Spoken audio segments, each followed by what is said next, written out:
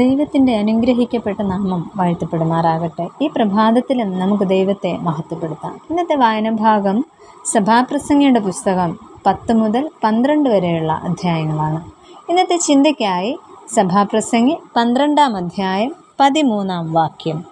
എല്ലാറ്റിൻ്റെയും സാരം കേൾക്കുക, ദൈവത്തെ ഭയപ്പെട്ട് അവൻ്റെ കൽപ്പനകളെ പ്രമാണിച്ചു കൊള്ളുക, അതാകുന്നു സകല മനുഷ്യർക്കും വേണ്ടുന്നത്. ജ്ഞാനത്തോടെ ദൈവത്തെ ഭയപ്പെട്ട് ജീവിക്കുക എന്നതാണ് ഇന്നത്തെ വായനാഭാഗത്തിൻ്റെ മുഖ്യ പ്രമേയം. ഈ പുസ്തകത്തിൻ്റെ അവസാന അധ്യായങ്ങളിലേക്ക് വരുമ്പോൾ യൗവനത്തിൻ്റെ ഉത്തരവാദിത്വവും മനുഷ്യ ജീവിതത്തിൻ്റെ അന്തിമ സത്യത്തെയും കുറിച്ച് നമ്മെ ഓർമ്മിപ്പിക്കുകയാണ് ചെയ്യുന്നത്. കൂടാതെ ലോകത്തിലെ ബുദ്ധിയും സമ്പത്തും ആനന്ദവുമെല്ലാം താൽക്കാലികമാണ് എന്ന് ശലോമോൻ പറയുന്നു. അതിനാൽ ദൈവഭയത്തോടെയുള്ള ജീവിതമാണ് എന്നും നിലനിൽക്കുന്നതും ശാശ്വതമായതും. എന്നാൽ ചില കാര്യങ്ങൾ ഈ ജീവിതത്തിനിടയിൽ പാലിക്കണമെന്ന് ശലോമോൻ ജ്ഞാനി അഭിപ്രായപ്പെടുന്നു. അത് എന്തെല്ലാമെന്ന് നമുക്ക് നോക്കാം. ഒന്നാമതായിട്ട് വിശ്വാസത്തോടെ പ്രവർത്തിക്കുക. നമ്മുടെ പ്രവർത്തനങ്ങളുടെ ഫലം ചിലപ്പോൾ പെട്ടെന്ന് ലഭിക്കുക അസാധ്യമായിരിക്കാം. എന്നാൽ ദൈവം നമ്മെ ഫലം നോക്കി മാത്രം പ്രവർത്തിക്കുവാനായിട്ടല്ല, പിന്നെയോ വിശ്വാസത്തോടെ പ്രവർത്തിക്കുവാനാണ് തിരഞ്ഞെടുത്തിരിക്കുന്നത്.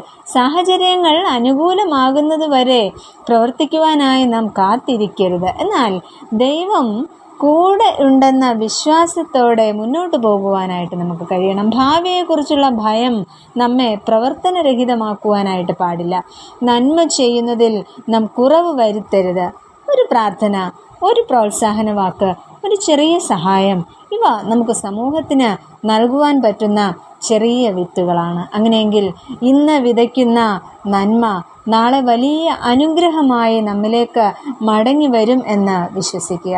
അതിനാൽ ക്ഷീണിച്ചു പോകാതെ മടുപ്പില്ലാതെ നന്മ ചെയ്യുവാൻ ഇടയാക്കണേ എന്ന പ്രാർത്ഥനയോടെ വിശ്വാസത്തോടെ നമുക്ക് ജീവിക്കുകയും പ്രവർത്തിക്കുകയും ചെയ്യാം. രണ്ടാമതായിട്ട് യൗവനത്തിൽ ദൈവത്തെ ഓർക്കുക. യൗവനം എന്നത് ശക്തിയുടെയും സ്വപ്നങ്ങളുടെയും തീരുമാനങ്ങളുടെയും ഒക്കെ കാലമാണ്. ഈ സമയത്തെടുക്കുന്ന തീരുമാനങ്ങളാണ് ഏറെക്കുറെയും നമ്മുടെ ഭാവിയെ രൂപപ്പെടുത്തുന്നത്. അതിനാലാണ് തിരുവചനം പറയുന്നത് യൗവനത്തിൽ തന്നെ സ്രഷ്ടാവിനെ ഓർത്തുകൊള്ളണമെന്ന്. യൗവനത്തിൽ ദൈവം കനിഞ്ഞ് നമുക്ക് നൽകിയിരിക്കുന്ന അനുഗ്രഹങ്ങളാണ് ആരോഗ്യം, കഴിവ്, സമയം, അവസരങ്ങൾ എന്നിവ. അതിനാൽ ഇവ ദൈവത്തെ മഹത്വപ്പെടുത്തുവാനായിട്ട് വേണം നാം ഉപയോഗിക്കുവാൻ. വയസ്സായതിനു ശേഷം ദൈവത്തെ മഹത്വപ്പെടുത്താമെന്ന് കരുതരുത്. കാരണം ഇന്ന് ലഭിക്കുന്ന അവസരങ്ങൾ നമുക്ക് നാളെ ലഭിക്കണമെന്നില്ല. നാളെ എന്നത് നമുക്കുള്ളതാണോ എന്ന് പോലും ഉറപ്പില്ല. യൗവനത്തിൽ ദൈവത്തെ ഓർത്താൽ ജ്ഞാനത്തോടെ ശരിയായ തീരുമാനങ്ങൾ എടുക്കുവാനും പാപത്തിൻ്റെ വഴിയിൽ നിന്നും ഒഴിഞ്ഞിരിപ്പാനും ദൈവം നമ്മെ സഹായിക്കും. ജീവിതത്തിന് ലക്ഷ്യവും സമാധാനവും ദൈവം നൽകും. കൂടാതെ നല്ല മാതൃകയോടെ ജീവിപ്പാനും ദൈവം നമ്മെ ഇടയാക്കും. അതിനാൽ യൗവനക്കാർ തിരുവചന വായനയും പ്രാർത്ഥനയും ജീവിതത്തിൻ്റെ അവിഭാജ്യ ഘടകങ്ങളാക്കുക.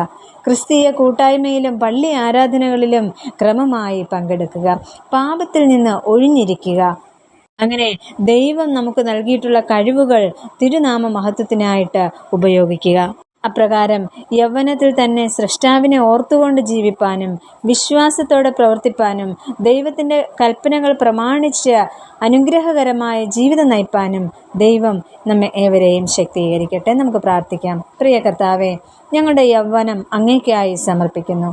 നിന്നെ സ്നേഹിപ്പാനും നിന്റെ വഴിയിൽ നടക്കുവാനും നിന്റെ കൽപ്പനകൾ പ്രമാണിപ്പാനും ഞങ്ങളെ സഹായിക്കണമേ. ഞങ്ങളുടെ ചിന്തകൾ, തീരുമാനങ്ങൾ, പ്രവർത്തനങ്ങൾ എല്ലാം അവിടുത്തെ ഇഷ്ടപ്രകാരം ആയിരിക്കണമെന്ന് യേശുവിൻ നാമത്തിൽ അപേക്ഷിക്കുന്നു. കൃപയോടെ കേൾക്കണമേ.